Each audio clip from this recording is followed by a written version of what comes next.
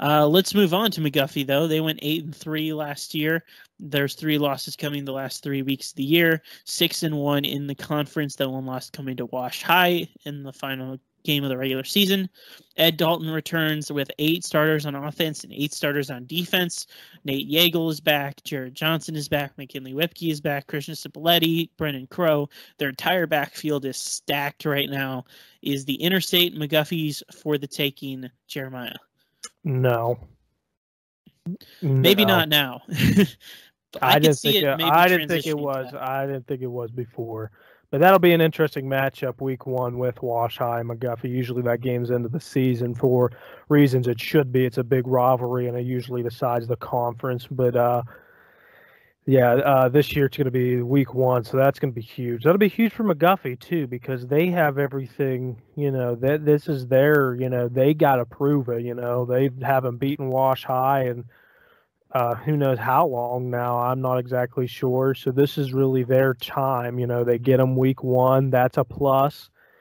So yeah, it's I hate to say, but I think the week 1 winner between Wash High and McGuffey will pretty much decide the champion of this conference. I can't just give it to McGuffey yet, but they're right there. And like you said, the intriguing thing is their backfield is stacked. They return good depth at offense and defensive line. But the quarterback thing for me, I'm sure Ed Dalton has one already picked out.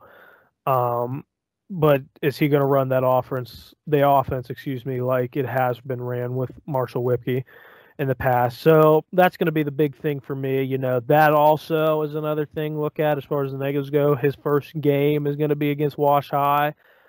That's going to be huge. Wash High, they lost a lot of big guys, but Wash High still got a lot of big guys too. And an even bigger guy now. We'll get to that momentarily. So I mean, it's going to be interesting to see week 1. I really look forward to that game. As far as the QB situation goes, senior Rocco Falosk, who started at linebacker last year, is probably going to take week 1 starts for them. But they have a sophomore named Philip McEwen, who they're really excited about, who might get, if they end up losing against Wash High and maybe lose another one down the stretch, I could see them experimenting more this season. But if Rocco Falosk goes in there and does an adequate job, and especially with this, this stock of running backs, like you're able to kind of ride that. Even if he does an average job, you're able to ride that throughout this entire season. So I think Rocco Falosk, originally I thought maybe they'll try to use Philip McEwen more, but if Falosk ends up being serviceable, I could see them using him throughout the year. And then defensively, there's a lot of continuity back for them. Obviously, they lose CJ Cole and Marshall Whipke in the backfield. But beside that, there's a lot of reasons to be excited. Jared Johnson and Nate Yeagle are still there. So is this more of a beginning to a defensive renaissance for McGuffey to have, all this experience coming back, especially in the trenches? Yeah, McGuffey's defense was really good last year, and I look for that to continue this year, bringing back what they do bring back. Losing CJ Cole back there, 6'5" defensive back is almost unheard of. He's taking his talents. He's walking on at West Virginia, same as Marshall Whipke, at a safety position. Marshall is walking on a quarterback, he's walking on to a WVU as a defensive back. So both those guys, you just obviously see how talented they are, getting a PWO from WVU. And both of them will be playing this fall. Well, practicing this fall at WVU, hoping to earn a scholarship and get on the field. So, that tells you a lot. 2 Division I guys per se leaving that defense, and we're still talking that high about them. And then, obviously, their most important game is going to be at Wash High, September 11th, first week. When you're looking at who they're scrimmaging, McGuffey might have a slight advantage. McGuffey is going to Brownsville for the scrimmage.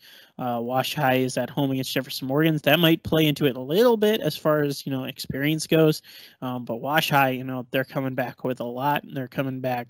They still are probably bitter about that Avonworth loss from last year. The guys who return, that game is just going to be huge. Brock Owens, I think, is going to be at that game for covering it for us. What are some of the things you'll be looking for when you're following that game? What do you think will be the most important aspect between those two teams during the game? Most important aspect I feel for McGuffey is I really think just hold on to the ball, just not letting turnovers, change the course of the game, try to keep the momentum. New quarterback in that type of offense, don't be surprised if there's a lot of turnovers early on. So that'll be a big thing. And for Wash High, as we'll get to, the secret weapon, really. Honestly, for Wash High. So it'll be interesting to see, really, just the whole thing, and the game being so crucial, but also being the first game of the season, too. That's why this game's always the last game of the season, because of it being such a big rivalry, but more so in recent years, it deciding the conference, or at least a share of the conference. So this game's so crucial week one. I can't stress that enough.